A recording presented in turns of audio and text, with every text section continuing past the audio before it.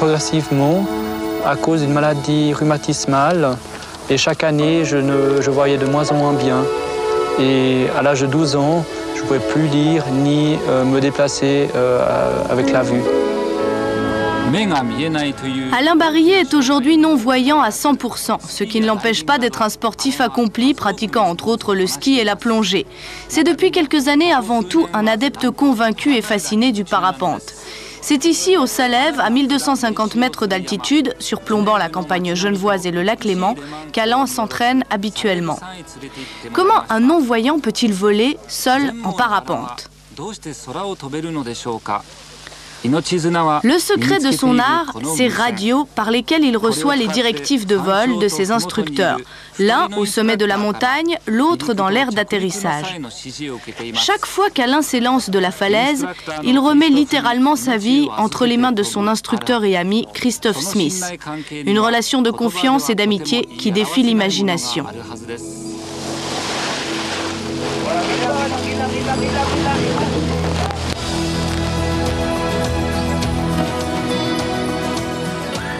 Le vol de l'espoir.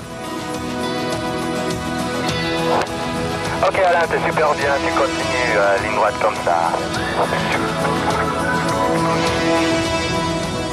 Gentiment, pas trop sec que tu relâches.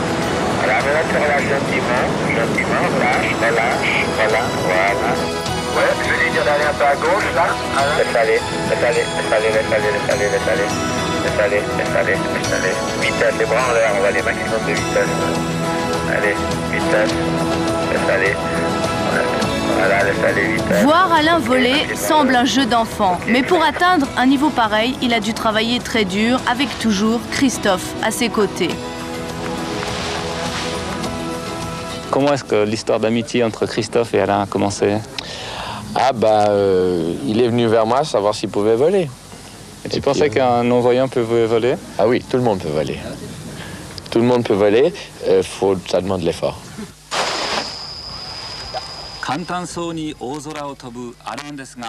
Alain n'est pas seulement un sportif hors pair.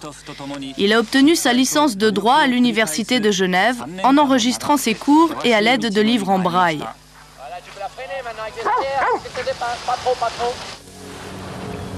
Aujourd'hui, il travaille comme stagiaire dans une étude d'avocat.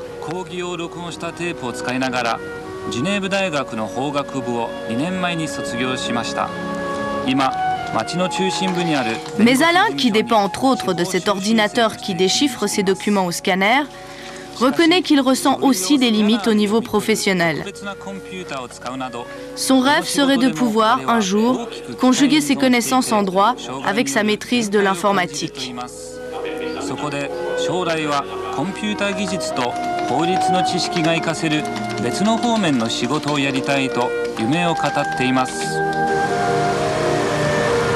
Le tandem, c'est un sport pour nous qui est très bien, parce que uniquement physique. Et on n'a pas besoin de faire attention ni pour l'équilibre, ni les ordres de direction, parce qu'on est sur un cadre rigide. C'est pas comme la marche à pied, il faut toujours corriger la direction ou la course à pied aussi. Si Alain a pu surmonter tant d'obstacles jusqu'à aujourd'hui, c'est surtout grâce à l'aide et au soutien de ses amis. Même s'il y a ceux que, parfois, son esprit aventurier inquiète un peu. Patricia Steiner, amie d'université d'Alain. Je ne suis pas pour le fait qu'il fasse sans arrêt des exploits. J'essaye plutôt au contraire de le freiner. Alors avant, je fais tout ce que je peux pour qu'il ne le fasse pas. Pendant, je me dis que j'essaye de me rassurer en me disant qu'il est avec des professionnels. Et puis après, je suis quand même obligée de lui dire bravo, ça c'est clair. Le Mont Blanc, toit de l'Europe, culminant à 4807 mètres d'altitude. Le rêve d'Alain est de s'envoler de ce sommet en parapente, après l'avoir gravi à pied. Défi d'autant plus difficile qu'il n'y a que 5 jours par an pendant lesquels les conditions aérologiques permettent de voler depuis ce sommet. Première phase de l'opération, une étude détaillée de la voie d'ascension et du plan de vol à l'aide d'une carte du massif du Mont Blanc. Mais d'une carte en relief, bien sûr.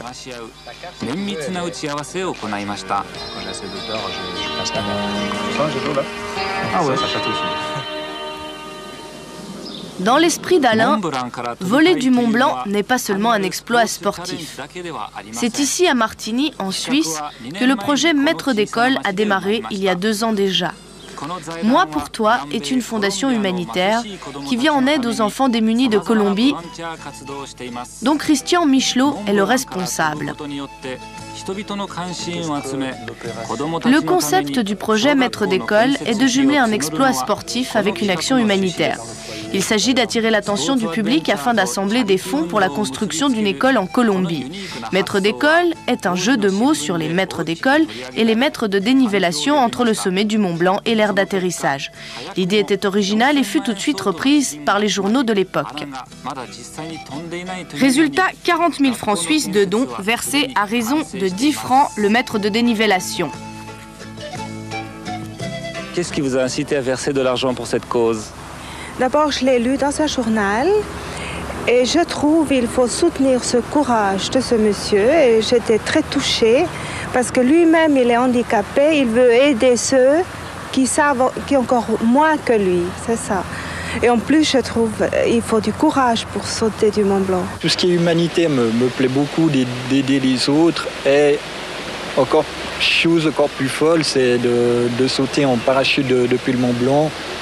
Et particulièrement avec une personne qui est handicapée, voire aveugle.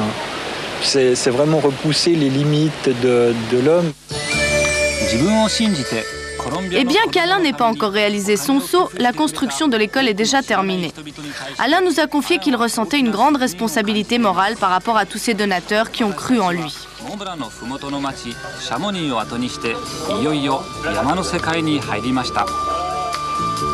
Laissant derrière nous la vallée de Chamonix, située à 1037 mètres d'altitude, nous pénétrons enfin dans l'univers de la haute montagne en arrivant à l'aiguille du Midi à une altitude de 3842 mètres.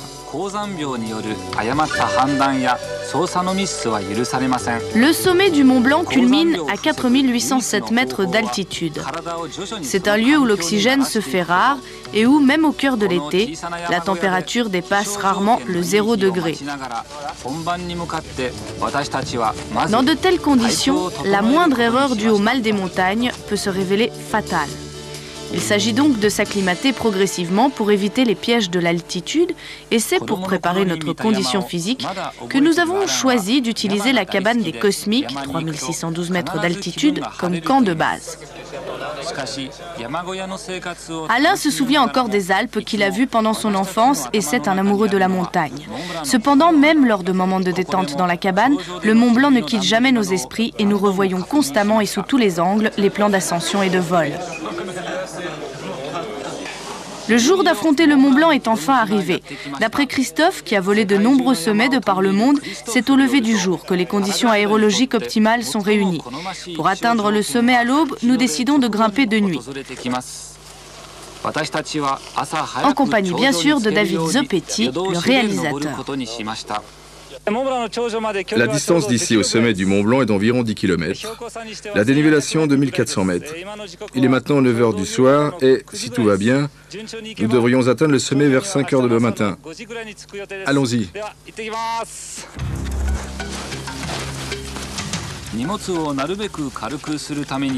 Pour alléger nos sacs au maximum, nous avons laissé nos parapentes derrière nous. Si les conditions sont bonnes au sommet, nous contacterons la cabane par radio et l'hélicoptère nous apportera le matériel au pied du Mont Maudit.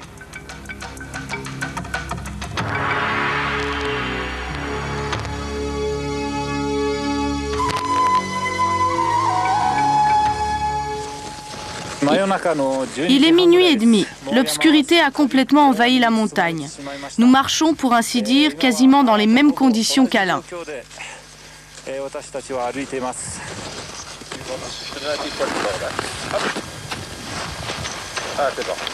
Cependant, arrivé au sommet, c'est un vent de 16 mètres secondes qui nous attend.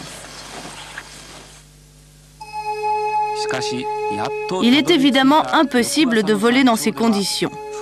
Confrontés aux réalités d'un climat toujours changeant, caractéristique de la haute montagne, nous voici contraints à redescendre. Après cette première tentative manquée, nous restons des jours à observer la montagne, attendant des conditions idéales. Mais, comme s'ils se moquaient de nos espoirs, c'est un temps instable qui persiste, sans fin.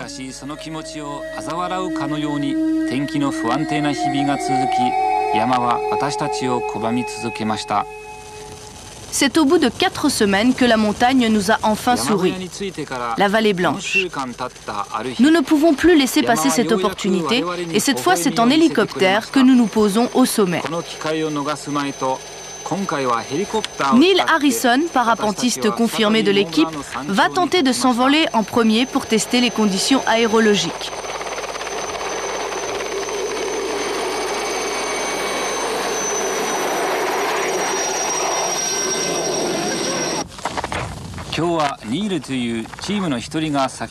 En deuxième position, Alain, suivi de près par Christophe, qui va lui donner les directives de vol.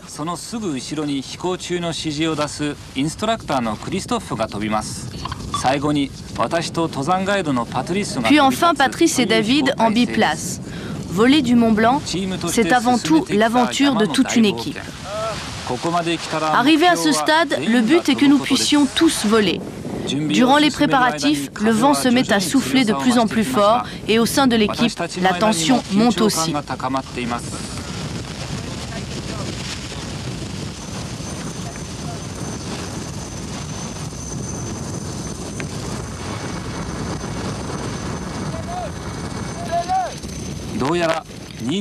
Il semblerait que Neil ait trouvé un bon courant. C'est maintenant au tour d'Alain. Mais le vent s'est accru entre-temps. C'est loin d'être aussi facile. En raison du vent qui menace d'emporter Alain à tout instant, Christophe et Patrice sont obligés de le retenir de toutes leurs forces, priant pour que le parapente se stabilise au-dessus de lui.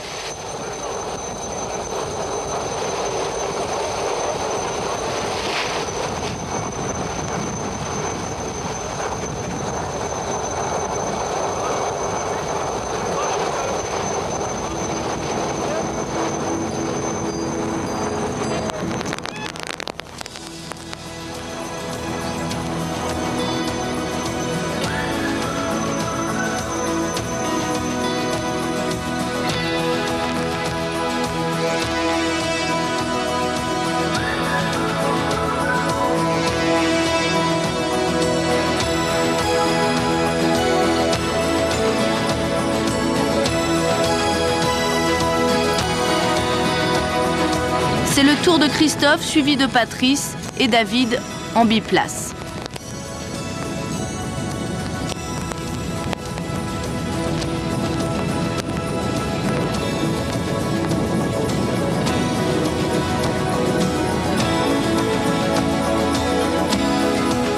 Au-dessous d'Alain, l'arête sommitale du Mont Blanc. Dans un monde où n'existe que le son et les sensations, sensations du vent qu'il perçoit de tout son corps, c'est 4000 mètres de dénivellation qu'Alain a volé en parapente et c'est 1 heure, après avoir quitté le royaume des neiges éternelles, qu'il arrive enfin au-dessus de la vallée verdoyante des Contamines pour s'y poser.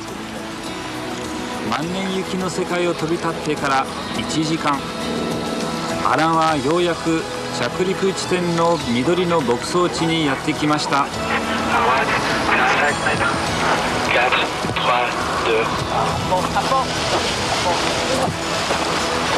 pas les jambes.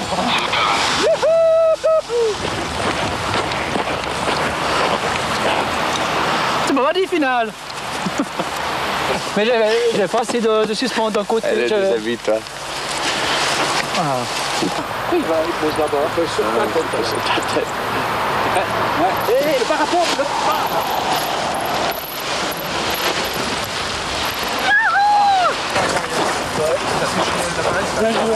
Bravo. Ah, c'était bien. Ouais, puis toi. Oh, t'es juste beau. Le décollage, c'était horrible, quoi.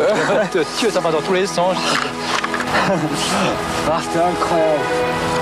On a fait ce vol, tu te rends compte? Ça fait 2 ans qu'on l'attend. chaque personne vit comme il doit vivre. Puis il y a des choses qui se passent dans la vie, des choses heureuses, des choses malheureuses, et qu'il faut s'adapter à ça. Si tu n'acceptes pas, tu peux plus vivre. Donc il faut accepter et puis essayer d'adapter tout ton environnement par rapport à ton handicap. Moi, je sais que la vie ne finit pas là, quoi.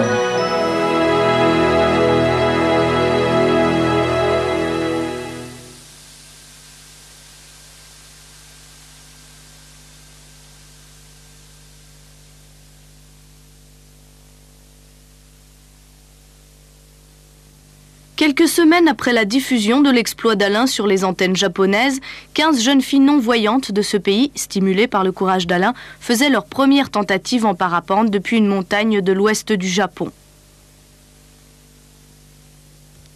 3 d'entre elles réalisèrent un long vol à leur premier essai.